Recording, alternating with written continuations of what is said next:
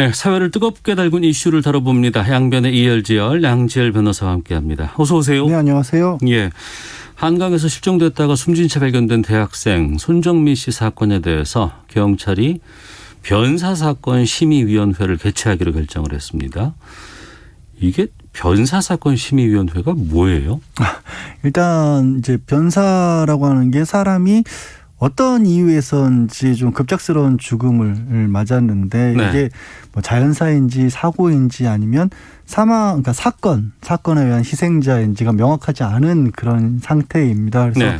변사의 발견은 범죄 수사에서 중요한 단서가 될 수 있는 건데 이 변사가 과연 말씀드린 것처럼 이게 강력 사건에 의한 것인지 네. 아니면 자연사나 아니면 사고인지 이게 명확하지 않은 경우들이 의외로 있습니다. 흔한 예로 뭐 독극물 같은 것들을 사용을 했다거나 아니면 무슨 사고로 위장을 했다거나 이럴 수도 있지 않습니까? 네. 그렇기 때문에 또 오랫동안 발견되지 않았다가 좀 상당히 많이 뭐 훼손이 많은 심각한 상태에서 발견될 수도 있고 그런 것일 경우에 경찰이 사건을 수사를 하느냐 마느냐를 기존에는 결정을 하는데 네. 이제 그 경찰에서도 대개는 이제 검사의 지휘를 원래 형사소송보다 받도록 하고 있습니다. 네. 근데 경찰이 이 검경 수사권 조정에 대비해서 여러 가지 지금 이제 자체 수사 종결권도 생겼고 근데 자체 종결을 한다고 그러면 또 이게 사건화 될 수 있는 거를 또 그냥 모르고 넘어갈 수도 있다 이런 의혹도 있을 수 있지 않습니까? 그래서 네. 그런 것들이 불명확할 때 외부 인사와 내부 전문가의 검토를 한번 거치기로 한 그런 제도입니다. 근데 사실 들어보시는 분들도 그런 게 있었어? 라고 하실 것 같은데 2019년도에 만들어졌다고 하고요. 예. 그동안에 일부 언론에서는 이게 처음 이번에 손정민 씨 관련해서 처음 열렸다고 또 다른 일부에서는 한 3차례 정도는 있긴 있었다 이런 보도가 있었는데 뭐 분명한 거는 얼마 전에 최근에 만들어졌고 아직까지 자주 이용되지는 않은 그런 심의위원회로 보입니다. 네.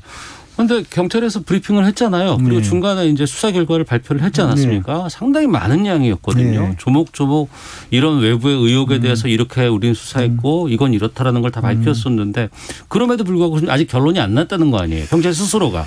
중간 발표를 잘 보면 네. 내부적인 결론은 냈다고 보는 게 맞겠죠. 거기에 예. 직접적으로 자연사 내지는 사고다라고 표현은 안 들어가 있습니다. 그리고 그렇지만 일단 이제 손정민 씨가 한강 둔치에서 한 10m 가량 떨어진 곳에서 익사한 것으로 보인다. 네. 그리고 그 근거로서는 손 씨가 신고 있었던 양말에 묻은 토양이 흙이 그 강변에 있는 것과는 다르다라는 거지 않습니까?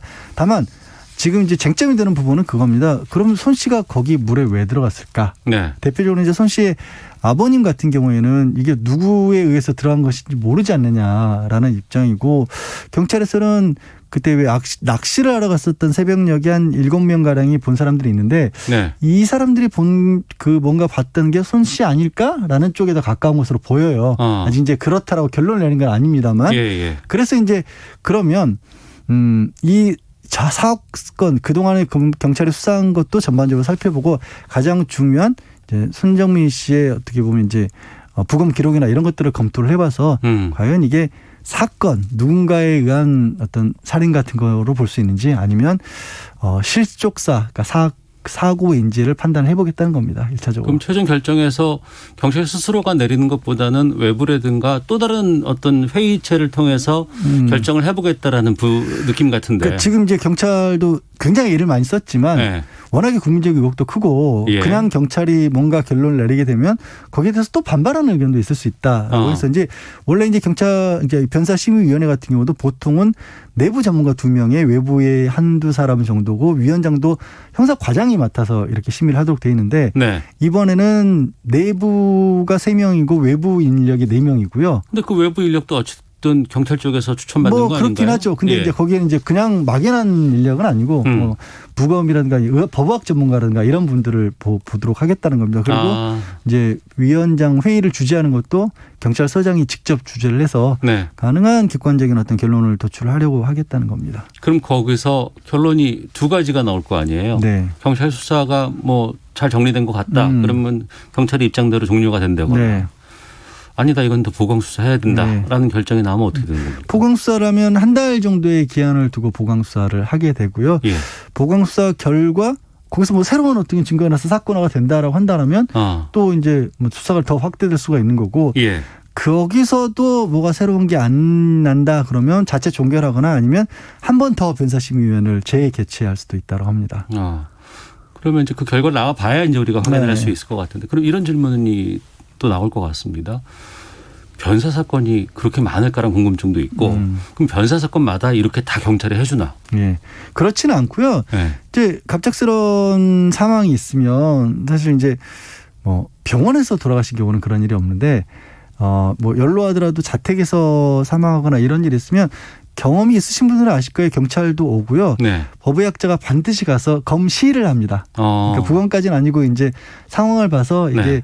외력에 의한 그러니까 외부적 원인으로 인한 사망인지 아니면 뭐 고령이나 뭐 질병으로 인한 사망인지를 판단을 하거든요. 네. 그렇게 했었을 때 이제 이건 변사가 아니라 자연사다로 해서 이제 사망 증명 이런 걸 이제 발부하는 절차를 거치게 돼 있거든요. 네. 그래서 모든 경우에 변사 사건 심의위원회를 열지는 않고 정말 애매하다, 정말 네. 모르겠다 이런 경우에만 열겠다는 겁니다. 그러니까 조금 더 공정성 있는 판단을 받도록 하는 절차로 이해를 하면 될까요? 근데 이거를 저는 사실 보면서 좀 뭔가 아쉬운 부분이냐면 이제 검경 수사권 조정이 이제 오래돼서 경찰에서 이제 별도의 어떤 권한을 가지고 할 수 있는 일들이 많이 생기겠지만 네. 우리가 이 부분에서 부족한 부분이 여기서 드러나고 있어요. 아까 초반에 말씀을 드렸는데 저는 사실 되게 이해가 안 가는 것 중에 하나 법률 공부를 할 때부터 형사소송법 공부를 할 때부터 네. 변사 사건의 어떻게 보면 조사 주체가 검사로 돼 있어요.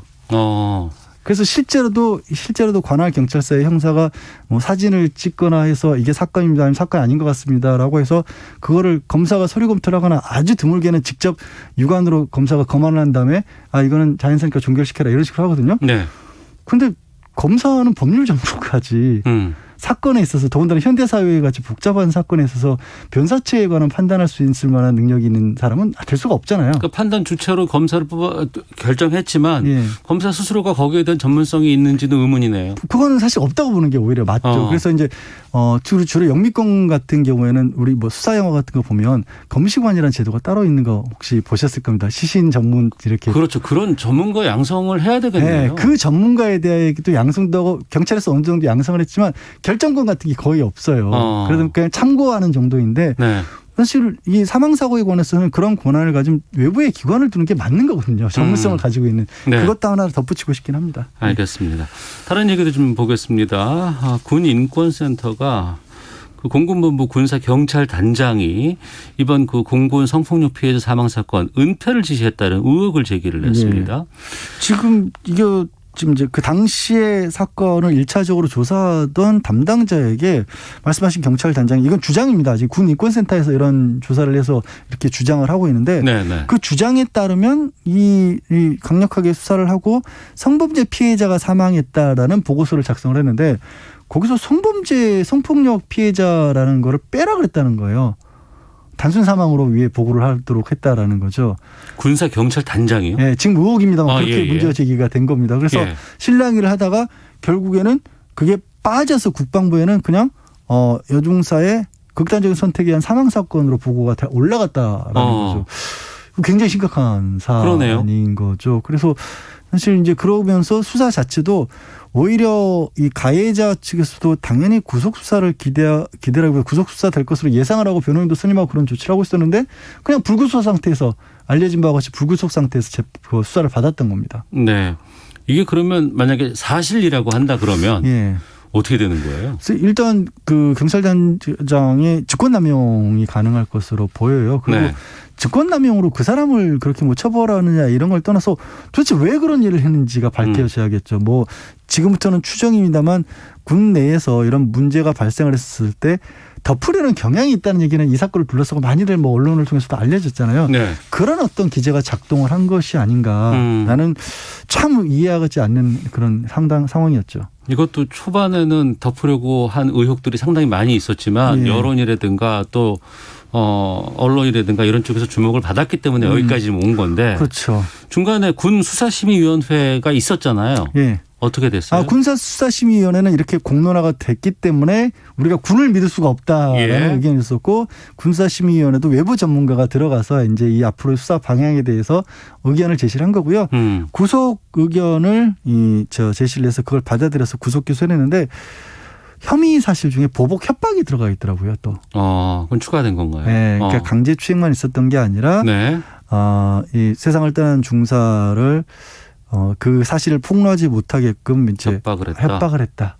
이게 더 사실 더 충격적인 거죠. 이게 구체적인 사실이 나온 건 아니고 제가 혐의만 보고 이렇게 말씀드리는 겁니다. 알겠습니다. 그럼 이런 상황에서 이 군에다가 이 수사를 제대로 아니면 재판까지 맡길 수 있겠어요? 어떻게 봐요? 그러니까 그러니까 뭐 국민들이 많이들 관심을 갖고 들여다보고 있으니까 이 사건에 대해서 일반적으로 문제가 됐던 사건들 같이 그렇게 허술하게 재판할 수는 없겠지만 근본적으로는 제도를 바꿔야죠. 이렇게 국민들이 관심을 안 가지더라도 억울한 사람 안 나오게 만들어야죠. 모든 사건들이 생길 때마다 국민들이 다 감시하고 확인하고 여론 조성을 해야지만 이렇게 바뀐다는 건 문제 있는 거 아니겠습니까? 정말 큰 문제죠. 예. 알겠습니다. 자, 이열지열 양지열 변호사 함께했습니다. 고맙습니다. 네, 고맙습니다.